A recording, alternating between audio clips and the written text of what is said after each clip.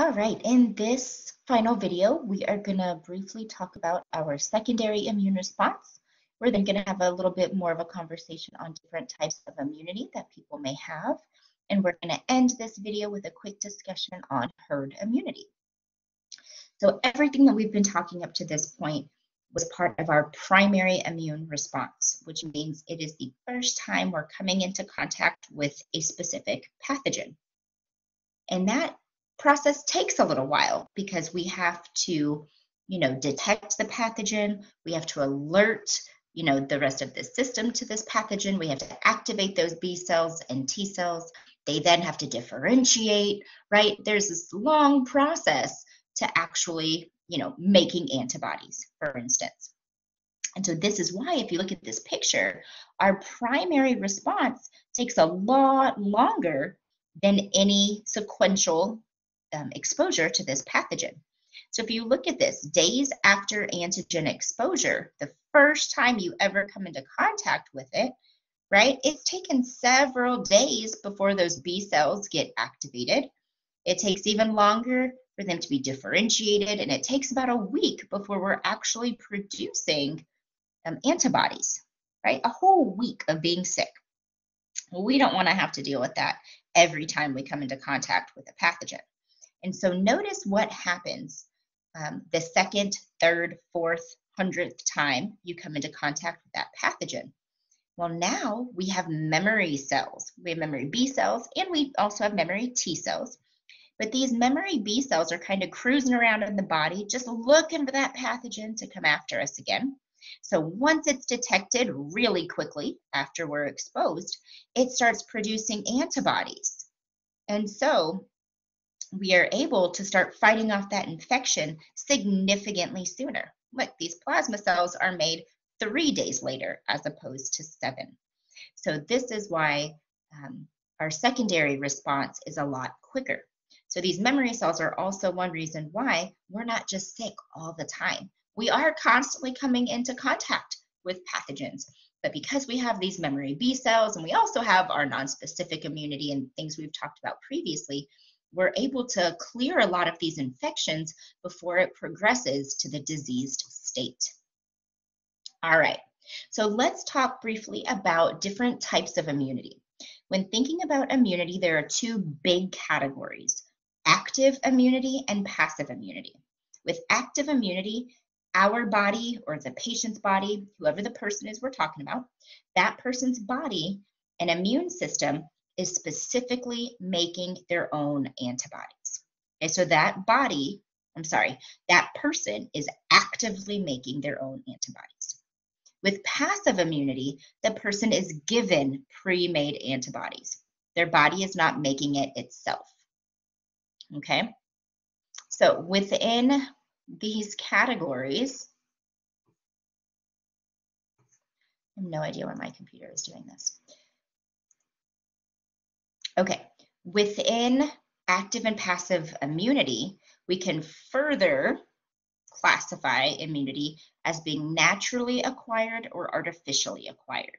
Okay, so let's look at active immunity first. So remember, that is when the person, their immune response is actively producing their own antibodies. So we have naturally acquired active immunity when we are exposed to a pathogen out and about in our daily lives. We come into contact with that pathogen. So our body naturally responds and we naturally produce antibodies. Okay? So that is naturally acquired because we encounter it naturally as we lived our lives. With artificially acquired active immunity, this is where we're talking about vaccinations, because in the shot that we get, we are introducing the pathogen to our body.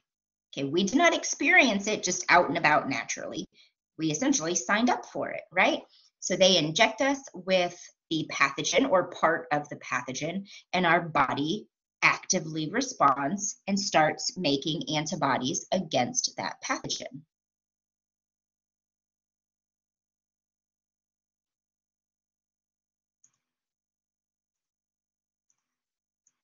Sorry, y'all. I don't know why it's doing this. Okay. So again, our body is making antibodies in both of these situations, but with naturally acquired, we got sick ourselves through just natural daily interactions, and artificial, we did not. This computer is testing me right now, y'all. I don't know why it's spazzing out. Okay. Just really don't want to start this video over, but I will if I need to. All right, so for passive immunity, remember the person is getting pre-made antibodies. So this can happen naturally through breastfeeding. Remember, the mom makes class A antibodies, which are given to the child through breast milk. So that is going to be naturally acquired passive immunity. With artificially acquired passive immunity, we are going to have, let's say somebody has stepped on a rusty nail and they might have been exposed to tetanus, which has a very potent exotoxin. And so when you go into the doctor, they're immediately going to give you pre-made antibodies against that toxin. So technically you're getting pre-made antitoxin. But the point is your body's not making that itself. The doctor is giving it to you. Okay, so that's why it's passive immunity, and it's artificially acquired because again, it's not something natural like breastfeeding. All right, so real quick, let's end with a talk on herd immunity. And so with herd immunity, the vast majority of a population is vaccinated against a given disease. Now I'm talking like upper 90 percentile, okay? And so this is how smallpox got eradicated, because the entire world launched a immunization campaign. Just about every person that could be vaccinated was. And so any person that did come down with smallpox, because not everybody can get a vaccine. Sometimes a vaccine contains egg yolk, which somebody might be allergic to.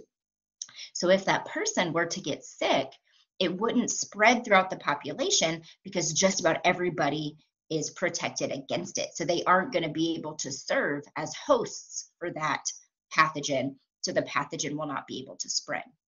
Now, we heard a lot of people trying to say that would happen with COVID, but in the United States, that didn't happen because not enough people got vaccinated. I want to say it was something around 70-ish% of Americans got vaccinated, but don't quote me on that. But it is not enough for herd immunity. That's why we still see waves of people getting sick, lots of new strains coming out, because there's just not enough people to kind of stop the spread. But we did see over like in London, they eased their travel requirements a lot sooner than we did, because over in the 90 percentile range, about 90% or more of their population got vaccinated. And so they didn't have to worry as much about COVID spreading because of herd immunity. So unfortunately, here in America, we're not going to be able to count on herd immunity just because not enough people are vaccinated. All right, y'all, that is it for this video. I apologize for the technical difficulties, but please let me know if you have any questions.